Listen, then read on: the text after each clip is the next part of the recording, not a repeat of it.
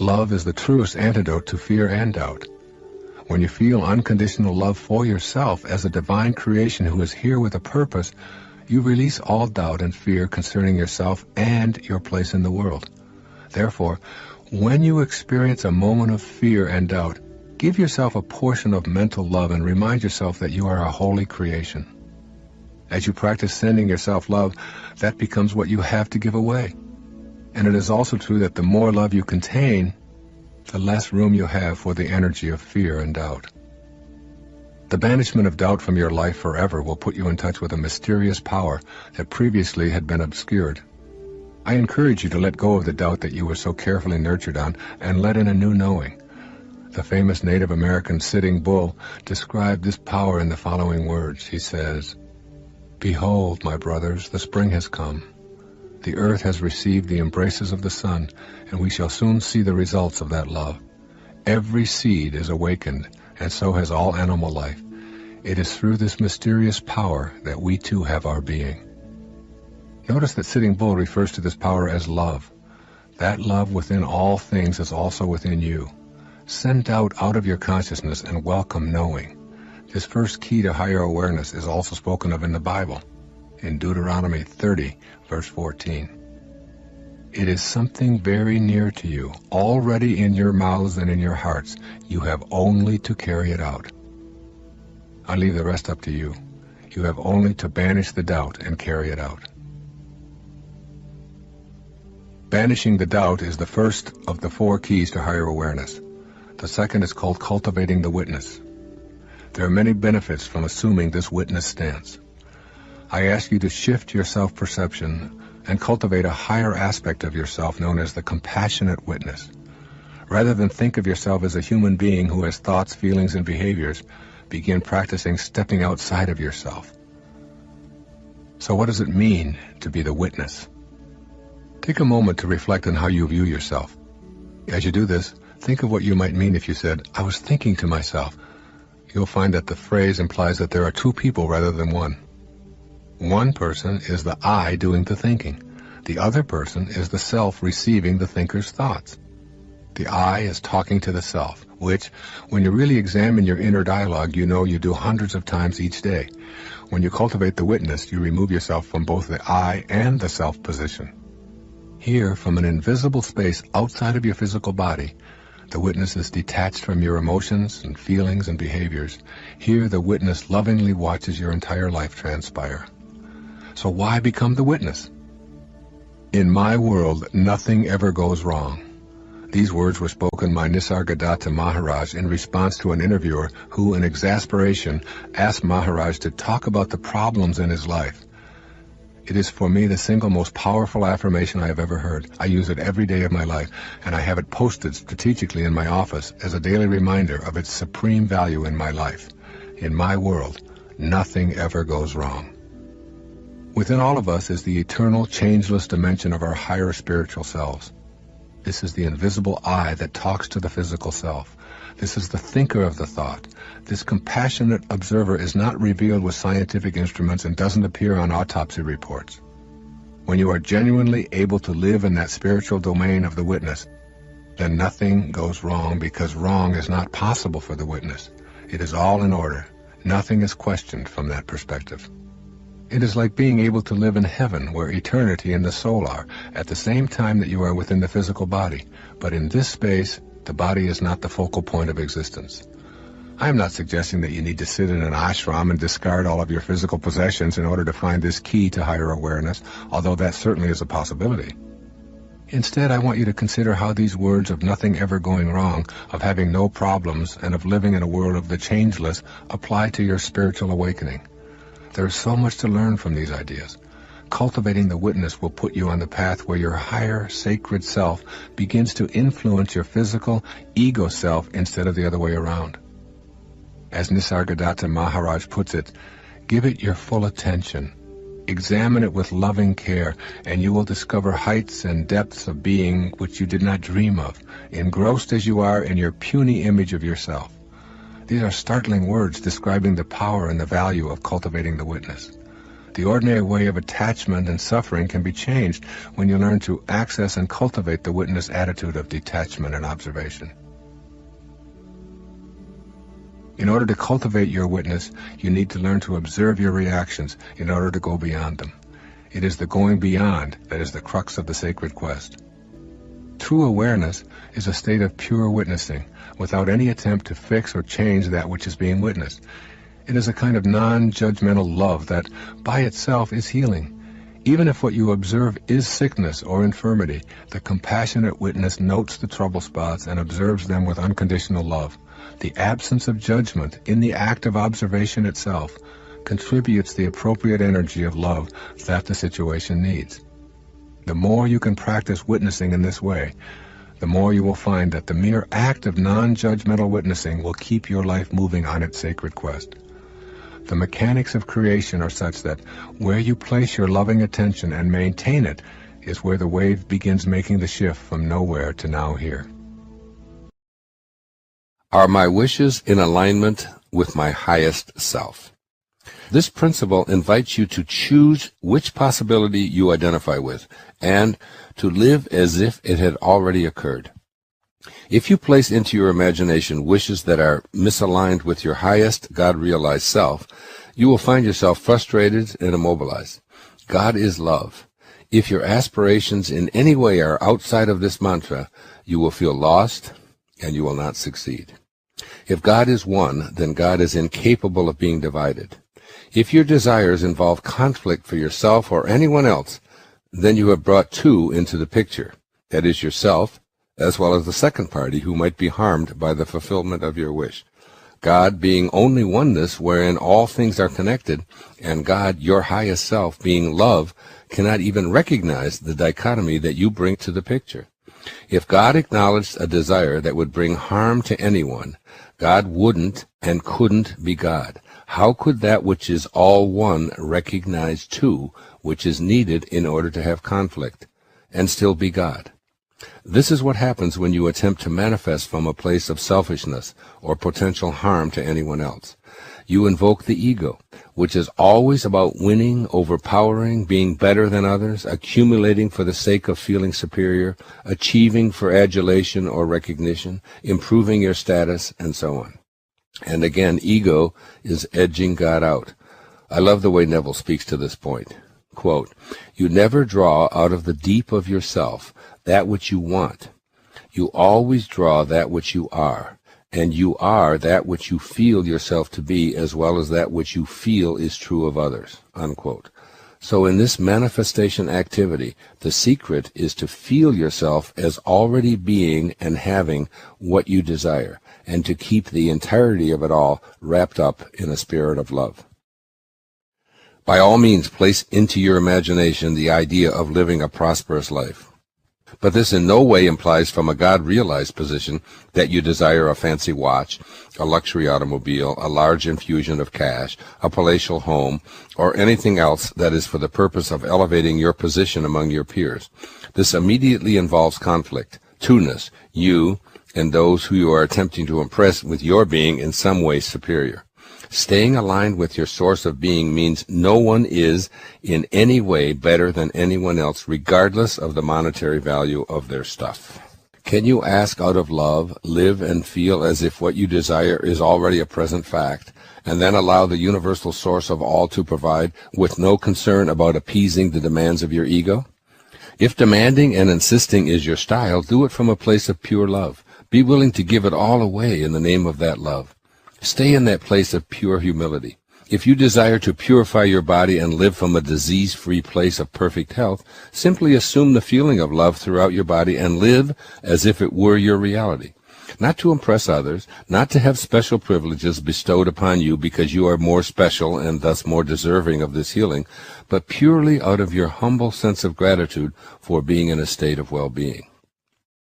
Albert Einstein once famously observed that all he wanted to do was learn to think like God thinks.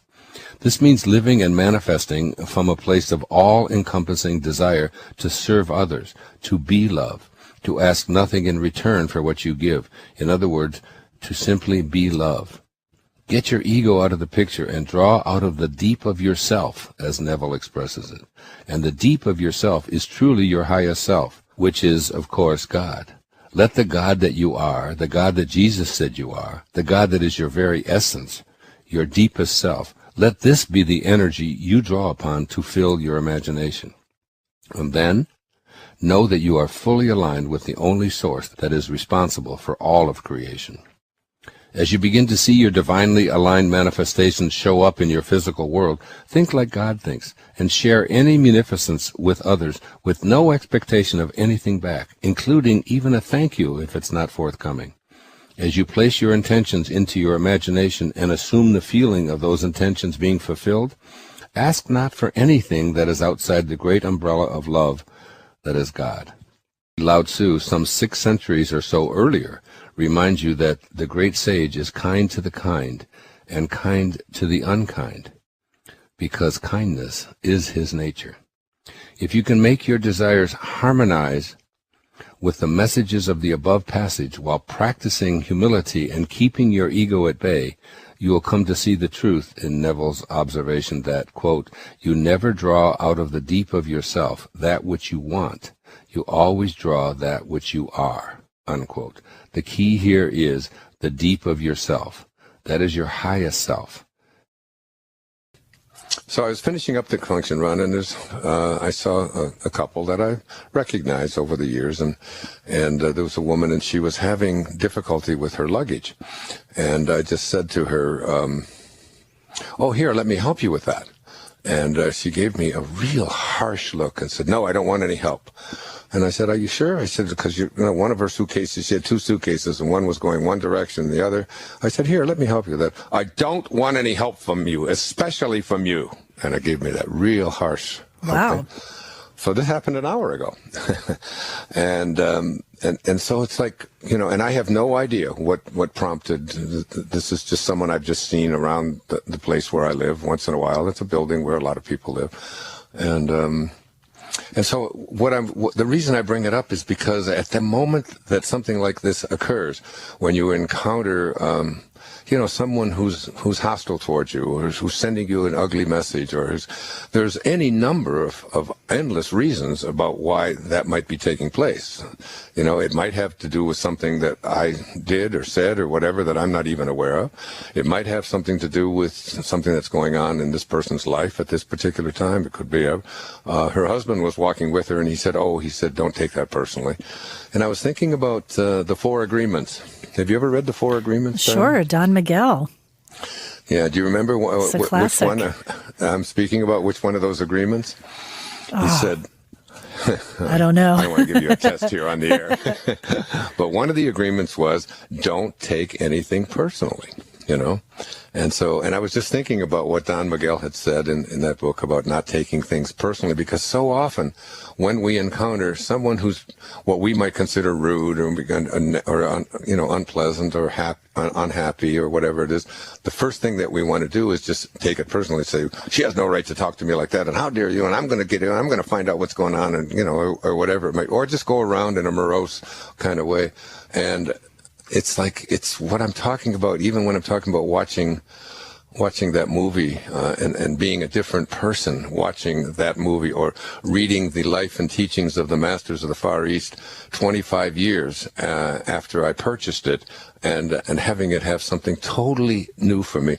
And my reaction to this woman talking in this fashion to me just an hour ago or so was very different than it was even for me even a decade or so, or maybe even a few months ago, before I immersed myself in preparation for this seminar that I'm going to be doing on the 24th and 25th of this month, called I Am Light. That I reminded myself that I am light, and that when you have a choice to be right or to be kind, that it's really important to be able to choose kind. And so rather than being right and saying, "Well, how dare anybody talk to me like that? And I have, I didn't do anything to her, and she's just, instead my immediate reaction was to push that kind of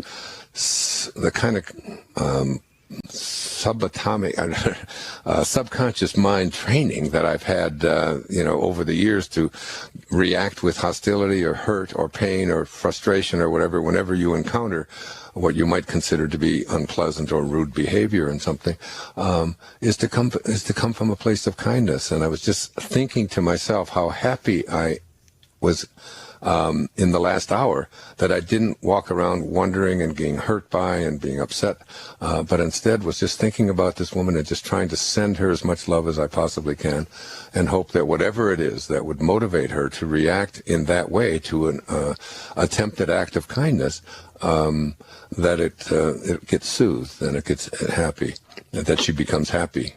And I think if I send energy to her, that would be it just represents a kind of growth thing for me as a person. And if we can, as I speak to all of you out there all over the world, when you encounter any kind of behavior that don't be one of those kind of people who's looking for an occasion to be offended, and consequently then be emotionally upset, and then consequently attract more of what you don't want in your life. And I think that's the essence of what Abraham was speaking to me about in this new product that we have, this book and DVD and CD called Co-Creating at Its Best, that you want the law of attraction is always working. And if you put your thoughts on what you don't like or what you're unhappy about or what makes you angry, then you're going to align with an energy that is going to offer you experiences that match up to exactly what it is that you're thinking, so that every moment of your life, regardless of what it is that's coming at you, you have a choice. And this woman, for me, was a great reminder that I'm growing, and that I can be applying this not just in this kind of an event, but I can be applying it in all kinds of places all over my world, including all of the negativity and things that are taking place. For example, what is taking place in Paris over the weekend at the satirical, that Charlie Hebdo, is that how you say it? Hebdo. And what was going on, and to not fill my heart and my head with all kinds of antipathy and vituperative thoughts about all the Muslims in the world and being angry at them, as I'm hearing so many people, and instead just working at we're never going to solve these problems of anger and hostility, which in a personal way show up in the event that I had when trying to help a woman with her luggage, but when they're extended into a larger and larger perspective, and the solution is going to be in finding a place where all of us can send love, where our hearts are so filled with rage and hate toward so many people. When you are looking for an honest opinion, when you really want help, you're going to go to a person who is not afraid to tell you the truth. And while you know who the people are that you can go to when you want to be stroked, or when you want to be made to feel better, when you need help and you need an honest, straightforward, truthful answer, you'll respect strength, not weakness. Weakness is saying the thing that makes somebody else feel good. Strength is operating from integrity, from authenticity, from honesty.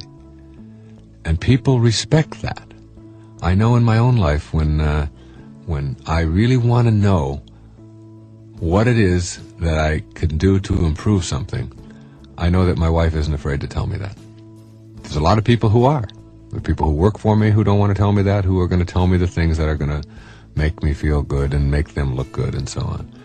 But I know that my wife, Marcy, will not be afraid to tell me, this is what you have to do, or this is what's missing, or this. And sometimes I don't even like it. And sometimes I rail against it. But I always go to her when I want help or when I want assistance, because I know that she's not afraid to tell me the truth. Operating from strength really means operating from effectiveness in your life. It's almost like you have to develop a code of non-victim ethics for yourself that says, I am a valuable, important, significant, divine creation. I am here for a very short time.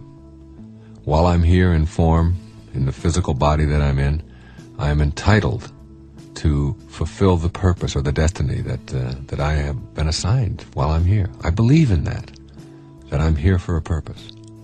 And I'm going to get my life on that purpose. And anyone or anything that gets in the way of that, as long as I can behave towards them in a moral and just and honest way, I can say to myself in my moral code of ethics, you do not have a right to interfere. No one has a right to interfere with anyone else's right to live their life the way they want to. No one. As long as you're not hurting anybody else in the process of operating from strength, as long as you're not interfering with somebody else's right to do the same, then whatever it is that you're doing is perfectly all right. You have to be what I think of as quietly effective. And the way that you are quietly effective is you do not teach people not to victimize you with words. Let me emphasize that. Words are not the tools of the quietly effective person operating from strength. It is behavior that counts. You teach people with your behavior how you want to be treated.